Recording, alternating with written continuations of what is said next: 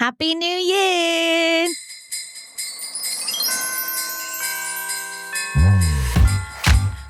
Hello and welcome to Truth, Lies and Work, the award-winning podcast where behavioural science meets workplace culture. Brought to you, of course, by the HubSpot Podcast Network, the audio destination for business professionals. My name is Leanne. I'm a chartered occupational psychologist. My name is Al. I'm a business owner, and thanks to Natalie, I'm going to be changing my intro Right. in a couple of weeks' time. To what? My name's Al, and I'm a professional idiot. No, we'll see. I've got some great feedback from a listener. Yeah, where was I? You were telling Together, we help organisations build amazing workplace cultures. Okay, welcome back to part 2 of our 2026 prediction series. Happy New Year, guys! Happy New Year. How was it? Do you remember the time when you used to have to send a text message at like 8 o'clock on your New Year's Eve? Yeah, because it wouldn't get through, and then you couldn't phone anyone. No, yeah. God, isn't that weird, isn't No. it? Yeah, Anyway, talking of going back, maybe you might want to go back to part 1 of this. We've got 5 other amazing predictions in part 1. Maybe you don't. There are no rules here. There are no rules. Anyway, so Lee, what have we got today? Today, we've got some really awesome perspectives. What's quite interesting, actually, is how different these predictions are from each other. So we had a bit of a theme in the last one, didn't we? But some are about technology, some are about identity, some are about going back to basics. So first up, we've got Purvanova and Alanah Mitchell, who literally wrote the book on hybrid work. Then we have Danny Wareham, inventor of Constellation Leadership and author of the book with the same name. He's taking a bit of a contrarian view. And after that, we've got Rebecca Taylor, former co-founder of Skill Cycle and host of HR Confessions podcast. She's predicting something pretty bold that, I'll be honest, I didn't see coming. Then we have the very cool Vince Sanderson, the TikTok superstar, who has literally millions of views on his channel about management. And then we've got friend of the show and also fellow HubSpot podcast networker, is that word? Yeah, that works. Sonia Thompson, host of the Frictionless Marketing podcast and an inclusive growth and customer experience strategist. Then we have Jeanette Ramsden, friend of the show and founder of the Curve Group. You'll have heard her colleagues as well answering some of our more technical HR questions in the surgery, so you know her prediction will be very, very interesting. And finally, Becky Sims from Reflect Digital, who already is famous for encouraging employees to leave her company, but in a good way. Yeah, so whether you're bracing yourself for disruption in 2026 or hoping for something meaningful, we've got perspectives that's gonna make you think some. So let's get straight into these predictions right after a quick message from our sponsors. Welcome back. Our first prediction comes from not one, but 2 experts, Purvanova and Alanah Mitchell, who are co-authors of The New Workplace book. These 2 literally wrote the book on how hybrid work actually functions, not the theory, but the reality of what happens when organisations try to make it work. And they've been researching something really interesting called relational fracturing. It does sound a bit ominous, but it's actually something we're all experiencing. What happens to relationships when your team is scattered across different spaces? Let's hear what they think is coming in 2026. As you know, Leanne, since we had that wonderful conversation with you a couple of months ago now, we talk about 3 main approaches to work, right? Office forward, hybrid, remote first. We do believe that variety of approaches will continue in 2026. Obviously, we're seeing more companies push a little bit more strongly towards a structured hybrid situation where workers are expected to be in the office a couple of days a week, and then maybe they can work from home a couple of other days a week, or even a push towards the office is what we've been seeing lately. I don't know that trend will change much. I expect that would kind of those 2 would continue to emerge as perhaps the predominant modalities of work that organizations are probably going to adopt. Again, more of an office forward approach or more of a hybrid, structured hybrid approach. But what I think is going to be interesting is employers are going to realize that, and we talked about that in the podcast, that hybrid is a really structured thing to pull off, even if you do the structured hybrid. So one new idea that we've been kind of working on since the podcast actually is this idea of what we're calling relational fracturing. And what relational fracturing is all about is how workplace relationships are really difficult to stay cohesive when people, that is employees, are occupying what we're calling multi-spatial organizations. And so if you think of a hybrid organization from a spatial perspective, right, it is multi-spatial because sometimes you work together in the office, sometimes people work in a dispersed modality from home, and so people are occupying different spaces. And so I think that organizations are starting to realize that when they are spread across spaces, and some of those spaces they control, such as the office space, in some of those spaces they don't really quite control because those are people's personal home spaces where where they work from. But when organizations are multi-spatial like that, it's really difficult to have cohesive relationships between employees. And so I don't think that organizations are necessarily going to pull away from hybrid because of that difficulty. I actually think that organizations are going to be challenged to continue to think, how can we help employees connect across these multi-spatial organizations that we're creating? I think a lot of those how can we connect better will come through technology. I think that we're just starting to scratch the surface on what technology can do to help people connect. I think that there will be definitely more innovations with that. Technology is actually maybe finally forcing us to understand and to almost like accept our humanity, which is an interesting kind of paradox, right? That we needed something to push us to finally realize that we are, at the end of the day, human, and that it is about how we connect with each other.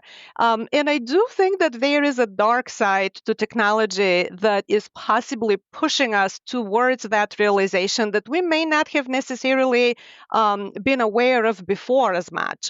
I think that is the reason why so many people do want to spend at least some time in the office being together, because they realize being forced to communicate through technology with each other, that is not necessarily everybody's personal cup of tea. And in fact, that is one very powerful thing that we kept on hearing over and over again in our research that we wrote the book about, where, yes, some people felt perfectly fine connecting with coworkers through technology, but most people felt that is just a substitute for the real thing, and they really wanted the real thing. I'll just give you a quick example. Right now, I'm looking at the camera versus looking at you nodding on my screen down below. And so if I want our viewers to be able to see me looking at them, I have to look at the camera, but I can't really feel like I'm actually making eye contact with you very well, right?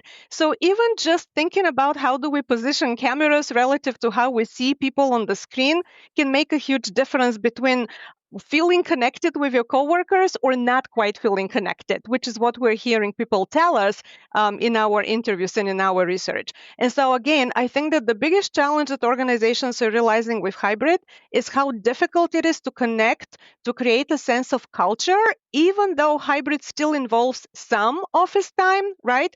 Yeah, I agree with everything that Ina said. I would say as we look towards 2026, leaders really need to be prepared to address the overall employee experience. Employees are not going to be as motivated by fancy work perks as they were before, right? Like the free meals and the social events in the office, they're not as interested in those as they have been before in the past. They are more focused on having meaningful work and things that they care about, autonomy over the work that they're doing, purpose, flexibility. Those are the things that they care about. SHRM recently reported that there are more jobs than employees to fill them. So that means that we're going to have employees are going to want more agency over what their options are, and leaders are going to be really challenged to attract and retain talent with that kind of dynamic labor market. So I think that that's going to be really important. Microsoft's CEO talked recently about empathy being really important, a superpower, I think, calling it a superpower. And so I think that that's part of it. I think not only is empathy going to be a part of it, but making sure that people find meaning in their work is going to be important, particularly with AI and the disruption there. We can't just have people doing work to be productive because right. AI is going to check off those boxes, right? Like AI is going to handle the productivity. So we just need to make sure that people have work that is important to them And these disruptions that we're seeing about where people are working and what work they're doing, that's the challenges that we're going to be facing. So really just thinking about that overall employee experience is going to be important. I think that leaders are just going to have to figure out what part of the task can be done by AI and what part of the task is really human that would actually require that human connection and that human touch. And that is what's going to give employees meaning. If you want to dive deeper into this, go grab their book, The New Workplace. It's probably the most research-backed look at hybrid work you're going to find. We're going to put a link in the show notes, of course. Right, on to prediction number 2, please. Our next prediction comes from Danny Wareham, who's the creator of Constellation Leadership and author of the book with the same name. Danny has got a bit of a contrarian take on 2026. He starts by telling us about a Stanford study that predicted the weather with 90% accuracy using the simplest method imaginable. And that's kind of where his prediction begins. But don't worry, it's not doom or gloom or all about weather. Danny reckons there's a silver lining to everything we're seeing, particularly those of us in the UK dealing with the recent budget changes. Let's hear Danny's prediction for 2026. There was a study by Stanford in 2003 that found a way of predicting the weather with an accuracy of over 90%. And it was simply same as today. The weather tomorrow is most likely to be the same as it was today. So my first prediction for 2026 is going to be very much more of the same. In 2025, we saw a tightening fiscally, particularly in the UK, around wages, attracting talent, succession planning, etc. We saw big investments in technology like AI that weren't always intentional. We've seen people looking for silver bullets for how do I fix all of these challenges. And my first prediction is that I think it's going to be much of a muchness. It's going to be very similar as we go into 2026. Because people don't really change usually. What we found comfort in last year, we will find comfort in next year. Unfortunately, every silver lining does come with a cloud, so I will share a silver lining. But I think there is going to be a marked change in how we approach people, but it's not going to be driven potentially by a desire to improve the people experience, but because of a necessity to improve the people experience. But as a people experience person, I'll take that. Anything that kind of improves and adds a bit of intentionality and purpose around how we approach the soft, squishy bits in our organizations has got to be a good thing. So recently, the budget in the UK was announced, and it's going to be a bit of a squeeze when it comes to talent attraction. Things like the national minimum wage are going up. There are higher taxes on things like dividends for business owners. So on one side, you've got a real squeeze on the resources that are available to businesses and people. On the other side, there are benefits, grants and tax breaks for introducing technology. So R&D credits and things like this, which are going to almost encourage people to start to look at simplifying, automating and that dreaded word AI into our organizations. And also labor laws are also being looked at as well. So they're tightening up.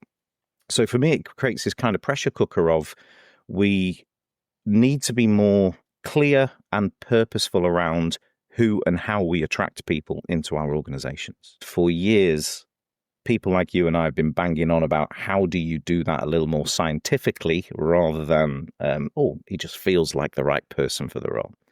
So I think that organizations are going to have to become a lot smarter with their talent attraction and their succession planning, because they're going to have to look after the people that are in their organization because of these labor law changes, but also getting people into the business is going to become more costly as well. So I hope things like job analysis are going to be done. I hope HR is going to have a little bit of science and leverage the community of occupational and organizational psychologists out there who can help remove bias in your hiring processes, who can identify not just what are the competencies that somebody's had in the past, but what are their predictable behaviors in the future, particularly when they're under stress, under change, etc. And that's the sort of the clarity and intentionality that people like us can bring to organizations. So my hope, my silver lining, is that we start to take the soft, squishy bits and the processes around them a little bit more scientifically and a little bit more seriously. I guess what I'm getting a theme here is it that we're not, next year, we're not going to be doing more, but we are going to be doing better. I mean, I'm not Nostradamus, But I do know that people tend more so to either conform with the comfortable and the familiar of what they have, so which is why I think that it will be more of the same. It's the weather tomorrow is the same as the weather today, 90% of the time. However, when the pain gets too great, then we do have avoidance behaviors that happen as well, that manifest as well. So the reality of business, particularly in the UK at the moment, is it's getting more and more expensive. If you are profitable, it is then more and more of that is being sliced off for things like taxation. And the regulations around how you operate, particularly with people, are also in flux at the moment as well. And that kind of pressure cooker is putting an awful lot of stress and risk on organizations and small business owners, and kind of forcing their hands to consider, how do I do more with less? How do I improve the kind of social capital and the discretionary effort that my people provide? Well, the way to do that is understand more about what are the environments that encourage motivation. What are you trying to fit, as we said in my podcast, are you trying to fit a Dave-shaped hole just because you've got a Dave-shaped hole, rather than what other skills can people bring? And doing things like job analysis and understanding what's actually needed today and tomorrow, you can more cleverly identify where there is competencies within your organization already. We tend to be more comfort and familiarity, but I think there's that much stress in the marketplace at the moment that people they may be looking for a silver bullet that's not there, but there is some silver buckshot. There's lots of little things we can do. Job analysis, using the science, using psychologists, and understanding your business a little more intentionally are never bad things, particularly when we're in a storm. If you want to learn more about Danny's approach to leadership, and of course you do, check out his book, Constellation Leadership. We've put the link in the show notes. Right, let's keep going, Lee. Our next prediction comes from one of our most favourite people, the winner of Hot Take of 2025, Rebecca Taylor. She's a content creator, host of the HR Confessions podcast, and co-founder of Skill Cycle. And if you know Rebecca, you'll know she doesn't mince her words. Her opening line for this prediction is pretty much people are getting sick of the bullshit, which gives you a flavour of where this is going. Rebecca's prediction is about power dynamics in the workplace and what happens when employees decide they've had enough of being commoditized. This one is bold. I think that people are coming to a point where we're just getting sick of the bullshit, and we're just getting sick of seeing ourselves as being commoditized. We're just sort of expected to spend all this money, and yet we're all losing all of our jobs and everything is more and more expensive. So what I think we're going to see is a rise of unions. I think we're going to see more people try to unionize, maybe in industries and in fields that typically aren't usually unionized, or people actually join unions who maybe those unions already do exist, but they're just not in them now for whatever reason. And, through a union, I think they're going to be looking for more collective bargaining power, more job protection, more insurance protection, more compensation protection, all of the things, because those are the things that people are lacking the most right now. So that's my take. But let's be honest, in the UK, anyway, I can't speak for the US, in the UK, unions do come with a bit of a stigma. Yeah, they come here with too. a bit of a, how can we engage people in this idea that unionizing could actually be a way forward and a way of improving working lives for the majority? Well, they come with a stigma because they're kind of not anti-capitalist, but they cause friction in capitalism. And we're a capitalist society. So it makes sense that there's propaganda that says things that benefit employees are bad, because that's a narrative that supports the people who have most of the wealth and most of the control in this country. Yeah, you always think about sort of, the union workers who aren't working and are getting paid, or the people who are on furlough and all that other stuff. And so there is a lot of propaganda about it. I think that there have been really interesting measures in organizations like Starbucks where they did unionize and they've seen benefits, and you see people making good wages. You see people getting healthcare coverage and parental care and in parental leave. And those are things that they're only going to benefit other people and other organizations too.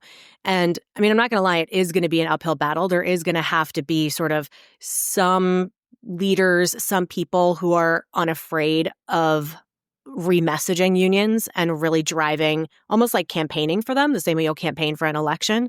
And it is going to take a bit. But I think that once you start to realize the benefit that has, and you start to unwind your narrative and realize that there could be more benefit to you as an individual, even if it hinders the company that you work for, I think people are going to start to be okay with that narrative, because people are also realizing that companies will replace you in a second.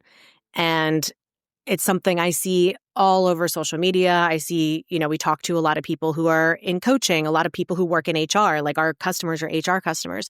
And, there's this talk about companies will replace you in a second, so there's no such thing as loyalty anymore. So I think that narrative that is usually the one that starts to support that anti-union narrative is kind of like making people realize, like, oh, because it's bad for them, it's good for us. We want it to be bad for them because we want it to be good for us. But it is going to take almost like a rebranding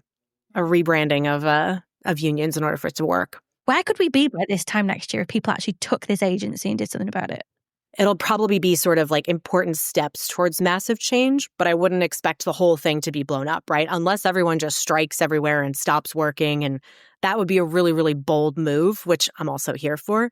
But I think if we're looking at it sort of within the next year, if people are sort of taking the steps of what that is, we could start to see more laws being formed around worker protections, because it's going to be, if a company doesn't want a union because they don't want to have to deal with collective bargaining, they don't want to have to deal with the process I'll say bureaucracy that sometimes comes with working in a union, it might push the government to regulate more employee-centric laws so that they can get protections from their employees that don't involve being in a union.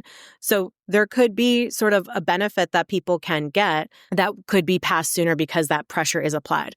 I would still advocate for pressuring for unions, because that is, again, a move that will benefit the company more than it'll benefit you as an individual. If you want more of Rebecca's unfiltered takes on workplace issues, check out HR Confessions podcast. We'll put a link in the show notes. And also go and check out her LinkedIn. She is one of the LinkedIn queens. She certainly is. On to our next prediction right after the short break. Do we need a break? Should we have a break? Let's have a break. I think we all need a break. I'm going to put the kettle on. Welcome back, brew in hand, I hope. Our next prediction comes from the amazing Vince Sanderson, who's a bit of a TikTok legend in the management world. Yeah, he's got 260,000 followers and over 1.6 million likes on TikTok, where he shares management advice that actually makes sense. He's also the CEO of Velian Consulting Group. Very fancy. And he's been on the show before, so we know he doesn't hold back.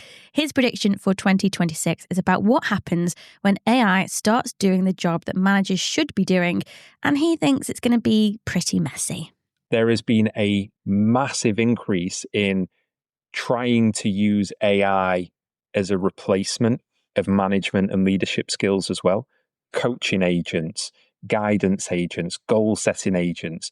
And so even though I think they're quite distinct skills, what I think is going to shift this year in 2026 is we're going to see a messy phase where we're trying to combine these two very different skill sets. And I think, I don't know how it's going to turn out. I think in the long run, it'll end up separating again. Probably, hopefully. Maybe that's just my opinion on it. But I think next year, maybe even into 2027, we're gonna see this kind of messy, maybe even frustrated phase where, you imagine I'm a manager and you're a team member, and you're using AI, ChatGPT in the background because you're now used to it as we see the general population increase in using it, and you're summarizing what your thoughts are, and then it gets sent to me, and then I read a bit of a summary based on what AI thinks you're after, and then I go, oh, well, I'll just put it into ChatGPT. What shall I do about this? And then I reply with an AI summary to you, and then you go, oh, I'm not sure. And then you reply with, and are we actually having a conversation? Am I doing any leading here? Are your issues or frustrations actually being resolved? Or are we just going round in circles using AI agents or whatever it may be? If you get met with that response, I'll speak for myself. I wouldn't be happy. Well, why? I've poured my heart out potentially, or I've put myself in a vulnerable position and you didn't know what to do. The thing is, AI is at its worst point today than it will ever be. But that doesn't mean as it gets better, it's the right replacement for human connection and interaction and support. I think a lot of people are just going to get a bit fed up that it's clearly not a person that's providing this support, advice, guidance. Why do I need you then? And that's only going to feed into the resentment that many people have towards management. You know, that classic stat of 7 out of 10 people leave jobs because of managers. Well, now we're going to get, a little caveat, and 1 out of 10 of those people left because it wasn't even a manager that was helping them, it was ChatGPT. I don't think this is a generational thing. Any managers and leaders that lean more heavily towards, I've not got time, let's just come up with an answer. Oh, I don't know how to do that. What does ChatGPT say? They're only doing themselves and any future people coming through a disservice there. And are we going to see, not just in 2026, but 26 and beyond, an influx of managers that haven't actually experienced a difficult conversation? They've just gone in and looked for an answer and then sent it off without knowing whether it's actually a helpful answer. And having used ChatGPT and others out of interest for some of the challenging conversations I've been privy to and part of, and you type it up and see, oh, what would it say?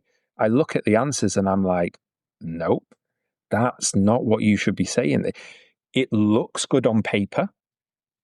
For example, the feedback sandwich. It'll recommend doing that, but we know that that's not a good model to use.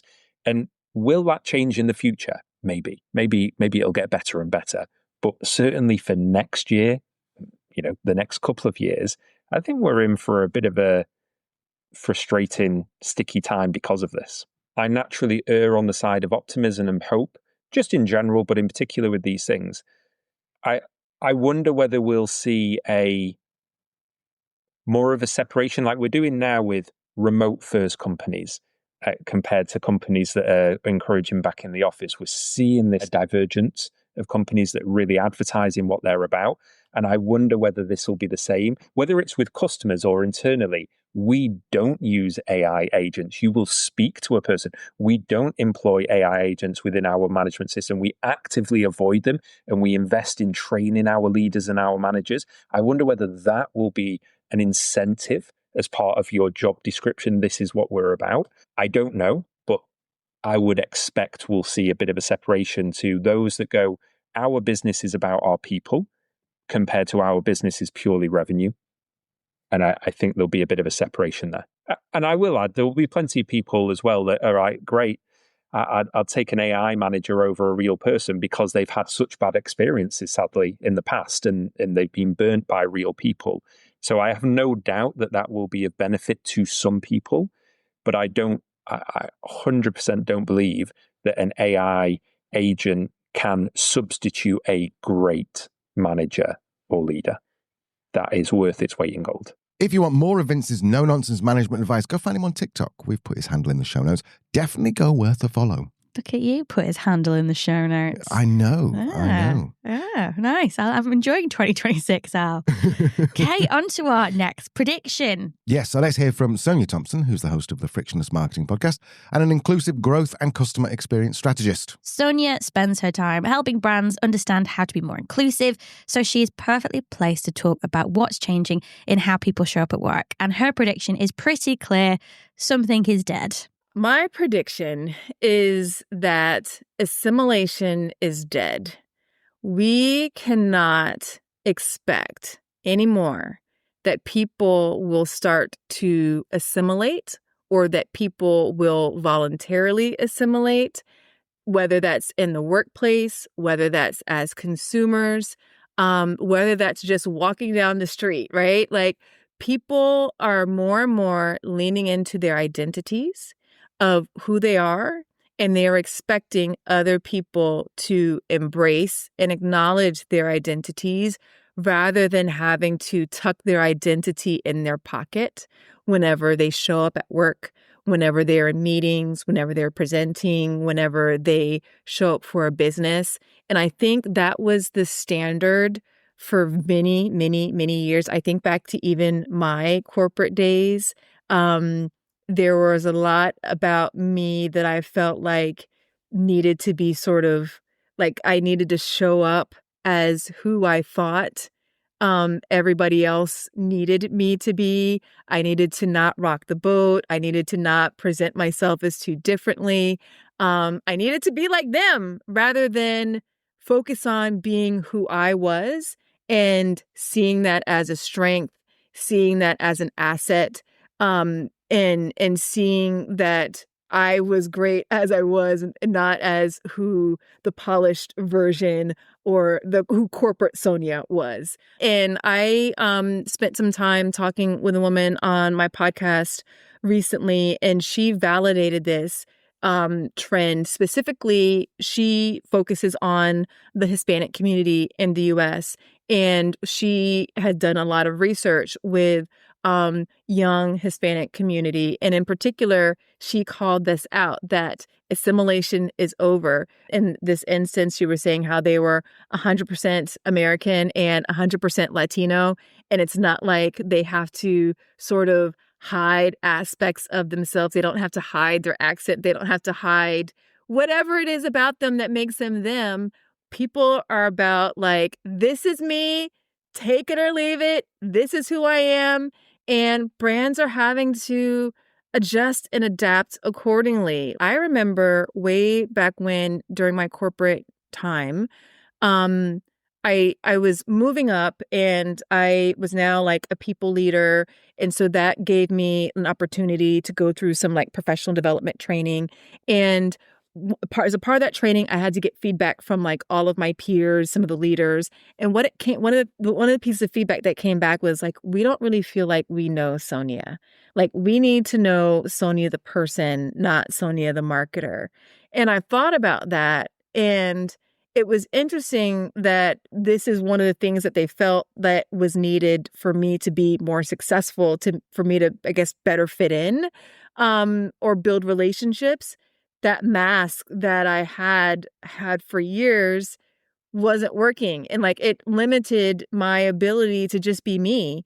And I think people having this code switching, or people putting on this mask or trying to assimilate, which I don't have a formal definition of it, but basically how I interpret assimilation is people who are trying to sort of shed their identity in a way to make them fit in to the people or the group that they're in. So if all the group drinks beer after work and wears a certain type of clothes and they go golfing on the weekends, I don't drink, or I prefer to drink margaritas. I prefer to wear sleeveless clothes.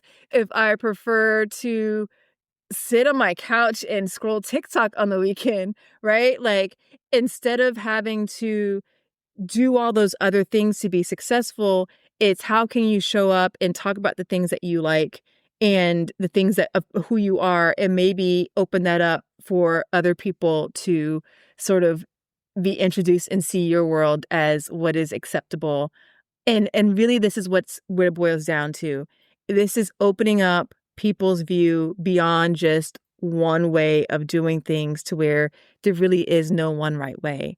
And all these ways are beautiful. And if we embrace people as they are, not only do we like eliminate all the stress and the costs associated of trying to pretend to be someone that you're not, and business ultimately will be better. Teams will have more trust. Teams will produce better output because people will be able to bring in their perspectives that they've experienced from all their different walks of life. If you want to find out more about Sonia's work on inclusive marketing and customer experience, head to frictionlessmarketing.io.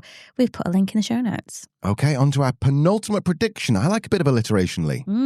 Yes, me too. I also like a bit of Jeanette Ramsden from the Curve Group. Okay, taken out of context, a little bit weird, but let's go with it. She is one of the most well-known HR professionals in the UK. And if you know Jeanette, you'll know she's never one to hold back on what's really on her mind. So let's hear her take on what 2026 holds. Well, Al, thanks for inviting me back. I think that AI could ruin the way that recruitment is done in the UK, actually. I feel that we really, really need a human-centric commitment to the recruitment process, quite frankly. So I've seen on X this app, and what people who are going for jobs can do is have this app open. They glue it to their screen, to their laptop screen on their phone, and then when a recruiter asks a question, it tells them how best to answer it. Yes. Now, is this what we're talking about, that this is just AI? Because also, the other end, we've got other people, AI people turning up to interview people. So what's going on here? Yeah. Well, you're exactly right. That's exactly what's happening. I think the trouble is, though, that takes out a real element of the people element. Like what makes talent in an organisation is having the right skills, the right knowledge, but actually the right attitude, and screening people out based on just skills alone can be extremely discriminatory. Doesn't actually check the right attitude, that the people are right. What it's actually doing is checking that they're technology savvy, and that can mean that you miss out on a huge amount of talent, quite frankly. And who wants that? You know, as CEO of a business, you want the very best talent for your organisation, not just the one that managed to answer the avatar questions in the right way. And quite often, what I'm also finding now is that certainly graduates are using avatars to answer avatars. So there's absolutely no human intervention in that process. There's one large bank, they've got a 6-stage process for their recruitment, and the first 2 stages are just totally enabled by robots. And what they are discovering is that the candidates are just doing the first 2 stages robot to robot. Now, don't get me wrong, it's very, very useful, to screening out totally inappropriate people. The role requires somebody to be in country for a real reason. Being able to wheedle those out, is a sort of a yes/no answer. But anything more in depth and sort of trying to find the very best talent for your organisation, it's not the way to recruit for me. Don't get me wrong, though, we do use a lot of AI, but it's in the appropriate way. Jeanette, so you do use AI. So what's the right way to use AI in recruitment? It's where there is a real process involved. So using AI to make sure that you respond to all candidates, helping you to write an initial job description, using AI to write an advert for you, to get the first load of wording down, helping you to do a nice approach on email. But as long as there's a human-centric element, that's where the real winners for me will be, where you're using AI, there's my dyslexia kicking in beautifully, but to sort of cut down a process and make it faster is absolutely brilliant and absolutely genius. Where you're sort of deciding that somebody is not appropriate for a role based on their age or their criteria or their lack of skills isn't always the best way. And of course, I'll probably get inundated with loads of people making the argument. The reality is it's not working wholesale, particularly for the SME market, which is where we specialise. Classic Jeanette, straight to the point as always. Yes, and of course you'll want to learn more about Jeanette and her work at the Curve Group. Surprise, surprise, we put a link in the show notes. I know. It's just, you didn't see that coming, did you? Tell you what you did see coming is our final prediction. Yes, our final prediction. It comes from Becky Sims from Human First Collective, also one of the founders of Reflect Digital. Just been voted the Employer of the Year. Very, very, very cool company. We've had her on before, so definitely check the show notes out for the other episode that we had Becky on. Here's Becky Sims. So thinking about how AI is becoming part of our day-to-day lives, I can see people come into a job interview wanting to know, what AI tech stack am I going to have to support me in my role? And are you open to using AI? Because we've got these kind of fearful businesses sitting over here that are not embracing AI as much as others. And that's going to become important to the employee. We're not going to want to go and work somewhere that says, no, you can't use it, or we don't like it. So they're going to want to know, what does our tech stack look like? How will I be able to work with AI? Because I can be more productive. I can bring better ideas to the table. I can get more work done. What would a tech stack look like? Say if you implemented this in Reflect or Human Collective, what would a tech stack actually be described as? We actually did a big AI session back in September with our whole team as like an away day. And we started saying, we want you to start thinking about your tech stack, what's important to you. So we use Google as our kind of main platform here. So Gemini is the one that everybody has access to.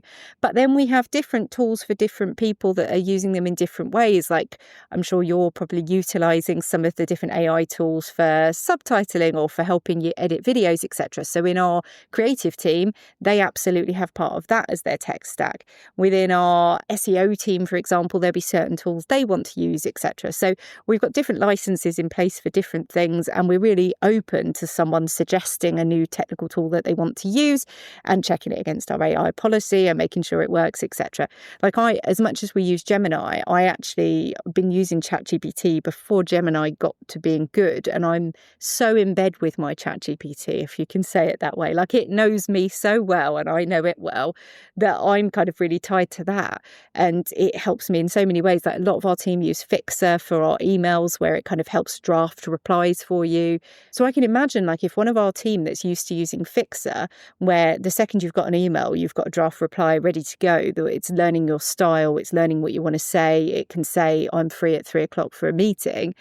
If you suddenly went to a company and they said you can't use Fixer, like that would turn them off wanting to take that job, I imagine, because they're like, well, hold on, it's been a long time since I've had to go and trawl my own calendar and think about these things. I'm expecting that to be available to me. Would you not be concerned that your customers might discover you're using AI, or do they know already? We absolutely tell them how we're using AI, where we're using it, and how it's helping us. So we've got really clear AI policies in the business, and I think every business needs an AI policy now, and whether that's a really locked down one or a more kind of open one whereby people can suggest products and tools that they want to use. But our clients know, like they know that it means that it's improving productivity. Some of our clients, we do translation work for them, which we would previously worked with a translation agency. This year, we've been trialling and have successfully implemented AI translations where the client's so happy, like the price is better, the turnaround's quicker, the tone of voice is there, the localized bit's there, and we're getting it right, and it's just working better for them. So I think we're just really open about it, of how we use AI. Like they know that our fixer turns up to calls and is taking notes. They get the benefit of us sharing those notes with them as well. Like we talk about our kind of positioning statement is that we use technology and AI to make space for human brilliance. And we've had some deep, meaningful conversations about what human brilliance is. But it's almost like we likened it the other week to like going to an artisan bakery. They still they're going to use a mechanical mixer and they're going to use the help that they can get, but they're finishing it by hand. So we're going to use all the help we can get, but we finish it with our minds and our hands, if you like, to follow that analogy, because that's what's important. We need to know that it's very human at the end, what you're getting, but it's absolutely like it benefits everybody if AI can speed things up and can give us access to assess data in a way that maybe we couldn't as a human, or would take too long, or cost the client too much money to do. So yeah, I think people need to embrace it, be open about it, but need to start thinking what that means for their employees, because if they're not open to it, it could cause some problems. They might not be able to hire the people they want to hire that want to work in that way. If you want to know more about Becky, then just go and find her on LinkedIn. She's very, very active. You will see her posting every single day. Okay. So there we have it. Very different predictions for 2026. Some hopeful, some challenging, all thought-provoking, some terrifying. I don't know, well, where are we going to end up in 2026? We usually do our predictions. We do. Well, I think, to be fair, a lot of the predictions have been covered. But what's yours, Lee? My prediction, and actually somebody asked me this when we were doing the show, it might have been Rebecca, actually. And I said, I think culture is going to die next year. I think culture is going to be like the ick of the kind of business world. I think Gen Z are going to hate talking about it. They're going to start mocking it on the TikTok even more than they already do. I think anyone who's a culture consultant is going to have to really consider how they're kind of communicating this to business owners, because I think the last few years we've had a lot of investment, so-called investment in culture. What we've actually had is investment in the things that are shiny and sexy, like Hi Bob, another like such Lattice, things. yeah. And they're all, share prices are diving and all those. I think layoffs are coming. Layoffs are coming. It's, everyone wanted a dashboard, and then when they got one, they realised it's a load of shite. Yeah, exactly. It's not about how pretty it looks or how many dials you've got on your board. It's actually about creating an environment where your people are happy, safe and productive. Yeah, I think culture is going to get cancelled next year. I think we're going to see a hard swing back to science, so long as us psychologists can get our shit together and talk about it in a way that isn't boring or too middle groundy. Yeah, totally agree. And also, I think that is a bit terrifying for our podcast because it's about workplace. But we have changed it to simplifying the science of work. Well, as well, though, haven't we always said that culture isn't what you think it is? We don't talk about like break rooms and stuff. No, totally agree. My prediction is very similar to Vince's, is that we are going to go full peak. I don't know what the kids call it, high peak, whatever the word is, on AI responses. And we're going to end up having, like Vince says, AIs talking to AIs because everyone's formulating their opinions or their emails through AI. Yeah. And so those companies, those leaders who actually just go, this is not AI, I never write AI, that's going to win. And also in terms of marketing, I think I can see people putting a thing on, this app does not use AI. And I think that's going to be a big thing. So I think that's going to come through to the way we communicate. I wonder whether those two things are actually from the same place of companies proudly declaring that they are human first. Yes. Both in terms of a technology perspective and in terms of the workplace environment perspective. Yeah. I think psychosocial risk factors are going to be really hot next year. Yeah. So hot right now. Spice. Right, we will see you. What are we on now? We're on a Thursday, so we'll see you next Tuesday. Who knows what day it is, man? We'll see you next Tuesday, where we've got what we call a feed drop in the industry. In the biz. This is Leanne's interview on Josh from Great Monday's podcast. Leanne is always effortlessly cool and awesome, so you should definitely listen to that. Unless you listen to it before, in which case, no, listen to it again. Why not? Why not? So we will see you very soon. Happy New Year!